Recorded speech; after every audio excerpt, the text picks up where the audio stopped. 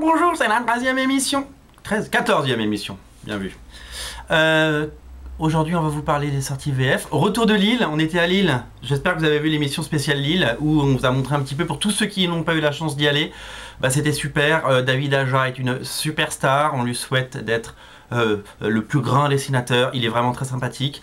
Ça a été 2 jours de folie, voilà, le Lille Festival continue et on espère qu'il y en aura plein d'autres. Aujourd'hui, nous allons parler à la fois des VF, plein de choses. Je vous ai même ramené un petit truc de Lille, je vais vous montrer. Alors on commence tout de suite avec quoi? Avec ça, les chroniques de Spawn numéro 27. Ça, c'est la couverture A, la regular cover, la couverture régulière. Et ça, c'est la variant cover. Alors, pourquoi il faut absolument acheter ce numéro? Pour 2 raisons. D'abord, il y a Spawn, évidemment, dessiné par à la fois Will Sportaccio pour le numéro 192 et Greg Capullo qui revient. Greg Capullo qui revient dans un style vraiment différent. Après 93 numéros quand même, hein, il s'est arrêté au numéro 100, souvenez-vous.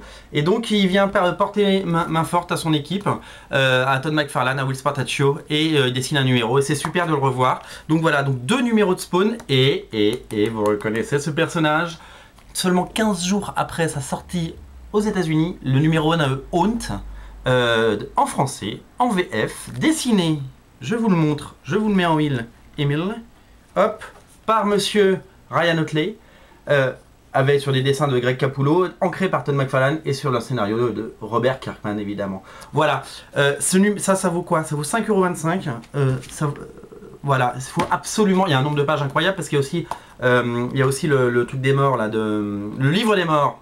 Voilà, avec des superbes dessins d'Ashley Wood.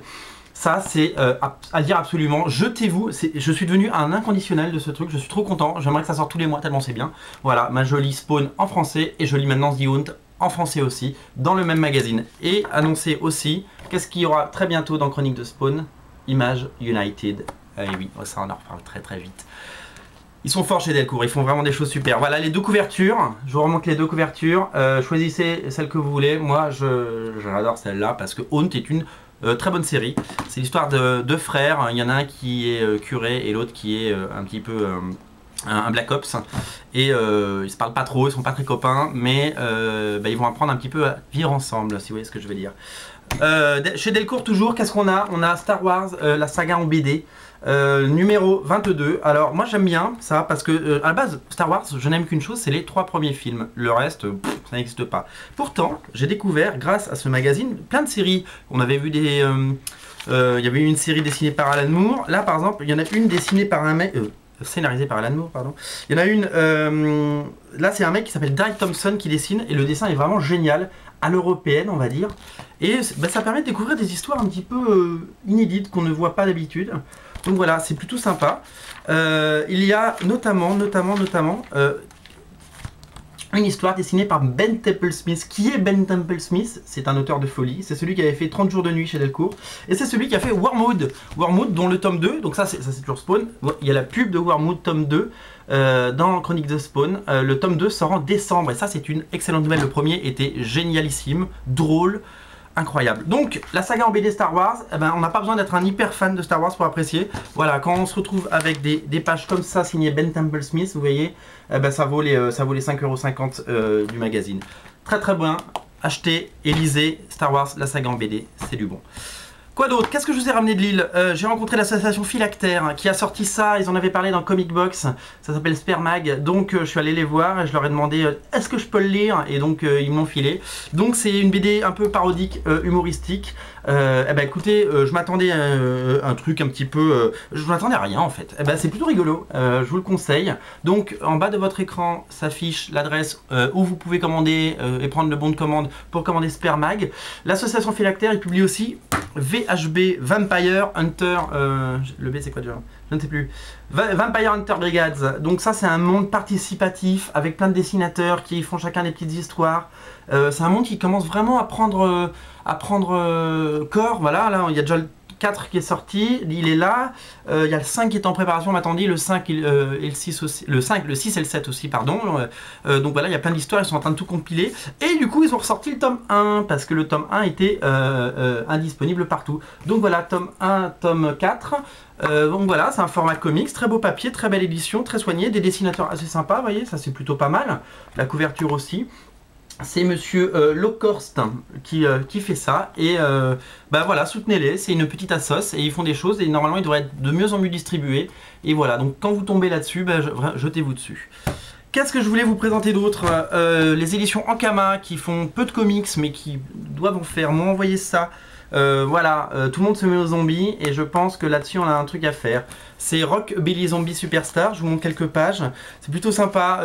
Ankama ils ont quand même des titres assez surprenants parce qu'ils sortent beaucoup de choses très différentes et il y en a à prendre et à laisser et ça c'est à prendre parce que de toute façon les zombies sont un peu à la mode grâce à Walking Dead et grâce aux films de zombies et là on a une superbe histoire à la fois de... c'est l'Amérique, regardez. Oh, regardez, ne regardez pas les enfants, ne regardez pas. Donc voilà, c'est à lire, c'est à découvrir aux éditions Ankama, Rockabilly, Zombie Superstar. C'est pour tous ceux qui aiment la culture un petit peu américaine, la culture un peu redneck, c'est vraiment à découvrir. Voilà, c'était juste un petit clin d'œil. Qu'est-ce que je vous ai ramené d'autre de Lille? Je vous ai ramené ça, il y avait Michael Golden qui était invité d'honneur du festival. C'est son sketchbook aux éditions Brain Studio, vous savez c'est ceux qui font les sketchbooks de Humberto Ramos et de J. Scott Campbell. Il me l'a signé parce que la signature était offerte avec le livre. Ça coûtait quand même 80 € de se faire un petit Mickey à l'intérieur, donc je ne l'ai pas fait. Et voilà, et dedans il y a des dessin des puta madre de monsieur Michael Golden qui même s'il ne produit pas beaucoup reste quand même une référence. Regardez comme c'est beau. Voilà, donc je suis ravi, ce petit sketchbook vient compléter ma collection. Voilà, j'aime bien les avoir et les avoir signés, donc c'est plutôt bien. Donc c'est bien, c'est encore des choses que je vais devoir déménager. Voilà, quoi dire d'autre? La boutique de Lille que j'ai visitée qui s'appelle Astro City. Je la connaissais pas et c'est une super boutique, donc si vous habitez le nord ou Lille, allez-y parce que d'abord ils sont super sympas et en plus 2 fois par an ils organisent des super soldes et moi j'ai pu faire les super soldes à moins 50% sur les TPB. J'ai pu trouver des trucs qu'on ne trouve même pas sur le net, vous voyez, par exemple Fantastic Four Big in Japan du regretté Seth Fisher, vous voyez, c'est un super dessinateur il n'y a pas de style, c'est le fils caché de Moebius. C'est génial et je suis ravi d'avoir trouvé ça parce que c'est un petit TPB à 13 $ et je l'ai pas payé très cher, donc je suis ravi. Je me suis trouvé aussi les Black Panther de notre ami Jack Kirby, donc il y a 2 tomes, je suis ravi de les avoir trouvés, et également les Captain America and the Falcon de Jack Kirby, donc là il y a 2 tomes mais j'en ai chopé qu'un. Donc voilà, c'était son grand retour dans les années 70 quand il était revenu chez Marvel. Il avait fait Black Panther et Captain America et tout le monde disait putain, 50 ans après il revient sur Captain America. Les gens étaient contents quand même. Voilà, qu'est-ce que j'ai pris d'autre? Tiens, j'ai pris Ultimatum pour le lire parce que voilà, j'en avais lu un peu, j'avais jamais lu l'intégralité et comme je suis en train de lire la suite parce que je lis Ultimate Avengers, eh ben je voulais quand même avoir ça. Donc voilà, et surtout que je ne l'ai pas payé très cher, donc c'était l'occasion. Voilà, c'était mes courses à Lille. Quoi d'autre? Je voulais juste vous remercier d'être toujours aussi nombreux à regarder les émissions. Donc il y a l'émission de Lille à regarder pour ceux qui ne l'ont pas vue. J'essaierai de la mettre en dessous, vous voyez. Après on va me dire Thomas, tu rediffuses tes émissions, c'est pas bien. Bah oui, mais j'étais à Lille ce week-end. Je vous ai offert un contenu de qualité. Voilà, écoutez, prochaine émission, de quoi on va parler? Il y aura un peu de VF normalement, un peu de VO, voilà, si tout va bien. Je vous souhaite une très bonne journée et je vous dis à très bientôt. Ne faites rien que je ne ferai pas.